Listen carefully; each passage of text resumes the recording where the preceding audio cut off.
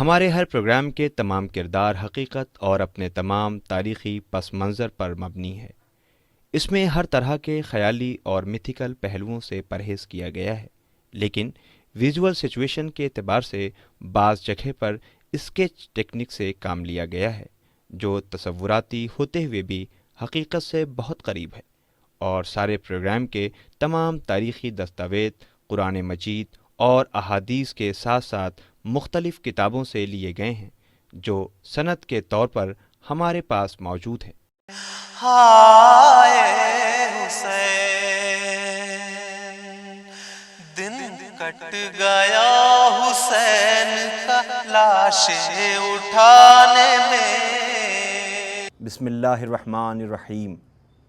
تاریخ دے رہی ہے یہ آواز دم بدم، دشت ثبات عزم ہے دشت بلا و غم۔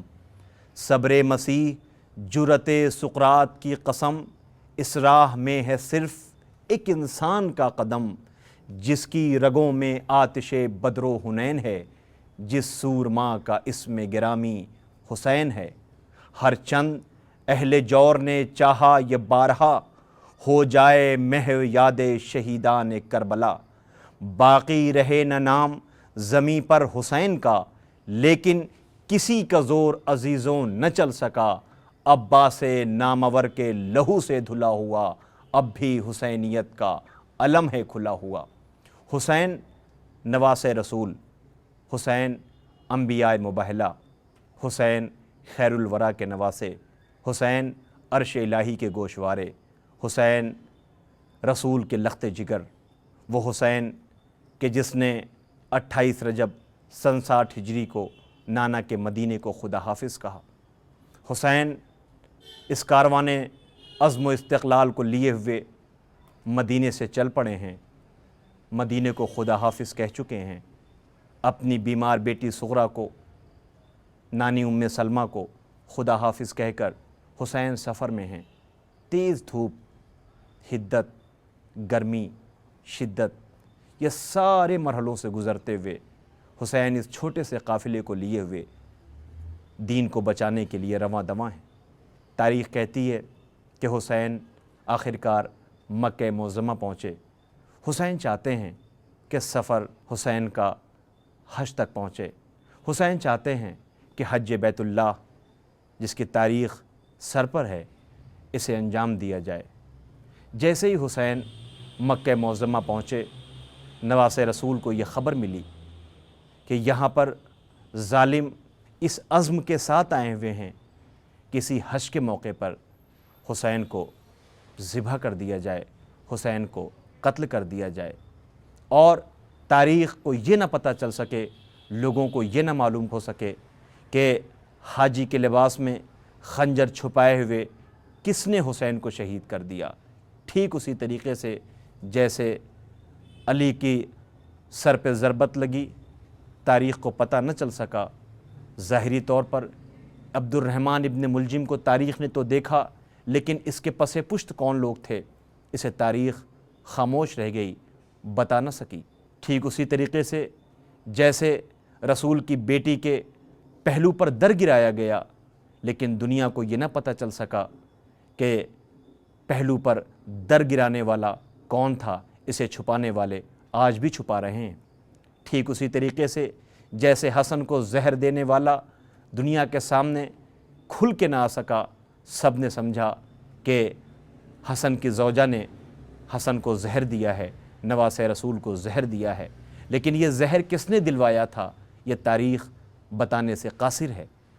اسی طریقے سے ظالم یہ چاہتا تھا کہ جیسا ہمارے اجداد نے ان لوگوں کو صفحہ ہستی سے مٹانے کی ناکام کوششیں کی ہیں، ٹھیک اسی طریقے سے ظالم یہ چاہتا تھا کہ حسین کو حج کے موقع پر قتل کر دیا جائے۔ جیسے ہی حسین کو یہ خبر ملی، حسین نہیں چاہتے تھے کہ حضرت ابراہیم و اسماعیل کی وہ یادگار سرزمین، جسے آج دنیا مکے کی صورت میں پہچانتی ہے، وہ نواس رسول کے خون اس سرزمین پر پڑے۔ حسین نہیں چاہتے تھے کہ شریعت بدنام ہو، حسین نہیں چاہتے تھے کہ دین بدنام ہو، حج بدنام ہو۔ حسین نے حج کو عمرے میں تبدیل کیا اور چل پڑے۔ اب آپ یہاں پر سوچیں، تصور کریں کہ یہ اس گھرانے کے لوگ جن کی نظروں میں حج کی عظمت ہے، جن کی نظروں میں حج کی اہمیت ہے، حج کو عمرے میں تبدیل کیا، اب حسین چلنے لگے، حسرت سے مڑ مڑ کر کے بیت اللہ خانہ کعبہ کی طرف دیکھتے ہیں۔ اے کعبہ، اے اللہ کے گھر، مجھے معاف کرنا۔ حسین نے حج کو عمرے میں اس لیے بدلا ہے کہ یہ خانہ کعبہ بدنام نہ ہو، یہ خدا کا گھر جس کے اوپر دنیا کی نظریں جا کر کے یہ نہ کہے کہ حاجی کی صورت میں کسی نے نواس رسول، وارث رسول، انبیاء کا وارث حسین کا قتل کر دیا گیا۔ میں ظالم کے چہرے سے نقاب اتارنے جا رہا ہوں تاکہ دنیا قیامت تک کے لیے اسلام کے دشمن کو پہچان سکے۔ حسین آنکھوں میں آنسو لیے ہوئے حج کو عمرے میں بدل کر کے جب چلنے لگے، تاریخ کا منظر دیکھیں آپ، نظر انداز نہیں کر سکتے اسے آپ، کہ دنیا اپنی اپنی قربانیوں کی رسیاں پکڑے ہوئے ادھر کعبے کی طرف جا رہی ہے، اور حسین اپنی قربانیوں کی انگلیاں پکڑے ہوئے کربلا کی طرف رواں دواں ہیں۔ بچے حسرت سے مڑ مڑ کر دیکھتے جاتے ہیں۔ آخرکار حسین چل پڑے، مکے کو خدا حافظ کہا۔ حسین اپنے اس قافلے کو لیے ہوئے کربلا کے لیے رواں دواں ہیں۔ ابھی حسین چند قدم آگے بڑھے تھے کہ راستے میں یہ خبر ملتی ہے کہ جس حسین کو خطوط لکھ کر کے کوفے بلایا گیا تھا اور یہ کہا گیا تھا، حسین اگر آپ ہماری ہدایت کے لیے نہ آئے، اگر آپ ہمیں راستہ بتانے کے لیے نہ آئے، اگر آپ ہمیں حرام و حلال کی تمیز بتانے کے لیے نہ آئے تو ہم آپ کے نانا سے شکوہ کریں گے۔ حسین نے اپنے چچا زاد بھائی مسلم ابن عقیل کو کوفے روانہ کیا تھا۔ جیسے ہی حسین کو سفر میں اپنے چچا زاد بھائی مسلم ابن عقیل کی شہادت کی خبر ملی، حسین نے مسلم ابن عقیل کی بیٹی کو بلا کر کے سر پہ شفقت سے ہاتھ رکھا۔ بیٹی نے سوال کیا، ہمیں اس انداز میں پیار کر رہے ہیں؟ آواز دی، بیٹا تو یتیم ہو گئی۔ وہیں پر حسین کی 4 سال کی بیٹی سکینہ بھی موجود تھیں۔ پوچھا، بابا یتیمی کیا ہوتی ہے؟ سکینہ نے اس بات کا احساس بھی کر لیا کہ جب کوئی یتیم ہوتا ہے تو اس کے سر پہ شفقت سے ہاتھ رکھا جاتا ہے، لیکن سکینہ نے اس منظر کو تو دیکھا، اور جب حسین نے یہ کہا تھا بیٹا عصر عاشور کے بعد تو یتیم ہو جائے گی، تو سکینہ نے یہ سوچا ہوگا کہ جب میں یتیم ہوں گی تو میرے سر پر شفقت سے ہاتھ رکھا جائے گا، مجھے پیار کیا جائے گا، ٹھیک اسی طرح جس طرح مسلم کی بیٹی کو بابا نے پیار کیا تھا۔ لیکن تاریخ کیا اسے نظر انداز کر پائے گی؟ حسین نے جس بیٹی کے لیے اپنی نمازوں میں دعا کی تھی کہ پروردگار مجھے بیٹی عطا کر، سکینہ کی صورت میں حسین کو بیٹی ملی، لیکن عصر عاشور امت نے کیا کیا؟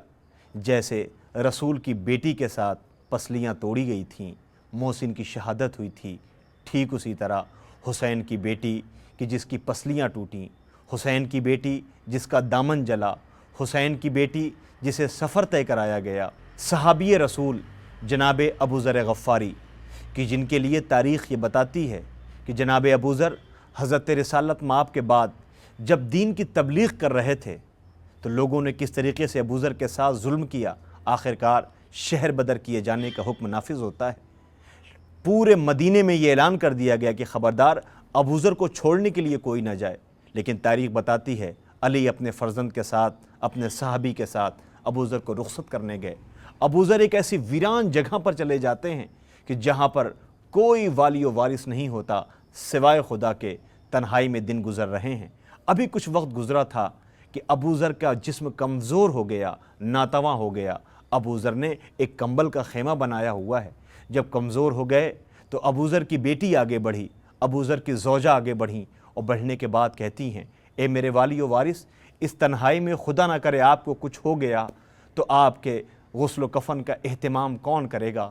ہم کیسے کریں گے اس غربت کے عالم میں؟ تو ابو ذر نے مسکرا کر کے کہا تھا کہ ہم نے رسول سے سنا ہے کہ تم ہمارے جنازے کو ایک راستے پہ رکھ دینا اور یہاں سے کوئی اللہ والوں کا اگر قافلہ گزرے گا تو اسے بتا دینا کہ یہ رسول کے صحابی کا جنازہ ہے، لوگ غسل و کفن دے دیں گے۔ ابو ذر کو اس بات کا یقین تھا کہ اللہ والوں کا قافلہ، مسلمانوں کا قافلہ، توحید کا کلمہ پڑھنے والوں کا قافلہ، رسول کی رسالت کی گواہی دینے والوں کا قافلہ اگر یہاں سے گزرے گا تو کم سے کم غسل و کفن کا اہتمام کر دیں گے۔ یہی ہوا، ابو ذر کی بیٹی ابو ذر کے جنازے کو رکھ کر شاہراہ پہ بیٹھ گئی، ادھر سے قافلہ گزرا اور قافلے سے منتیں کی کہ تمہیں پتہ ہے رسول کے صحابی کا جنازہ ہے، تو اس قافلے نے رک کر کے ابو ذر کو غسل و کفن دیا۔ لیکن کیا کہیے ان مسلمانوں کو جو کلمہ لا الہ الا اللہ پڑھتے ضرور تھے، محمد رسول اللہ کے رسول کے گواہی ضرور دیتے تھے، لیکن کربلا میں رسول کا نواسا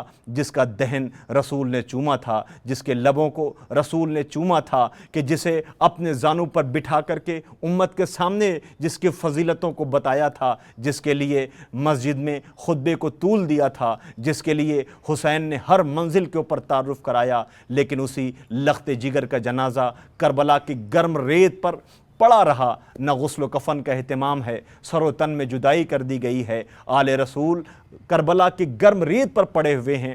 تاریخ بتاتی ہے کہ ظالموں نے اپنے جنازوں کو، اپنے چاہنے والوں کو کربلا میں غسل و کفن دے دیا، مگر علی کی بیٹی حسرت سے دیکھ رہی تھی، کیا اتنے بڑے مجمع کے اندر نانا رسول کی امت میں کوئی ایسا نہیں ہے جو میرے بھیا حسین کو کفن پہنا سکے؟ آخرکار یہ عظمتوں کا قافلہ جو رواں دواں ہے اور 2 محرم کو سرزمین کربلا پر پہنچنے والا ہے۔ 2 محرم کو جیسے ہی سرزمین کربلا پہ پہنچے گا، پہنچنے کے بعد خیمے نصب کیے جائیں گے اور حسین کی یہی منزل ہوگی، حسین کے یہی پر مقصد ہوگا، یہی کربلا ہوگی جہاں بطول کا چمن اجڑے گا، دین کو زندگی عطا ہوگی، دین کو بقا عطا ہوگی، توحید کو زندگی عطا ہوگی، انبیاء کی محنتیں یہیں بچیں گی، یہی کربلا ہوگی۔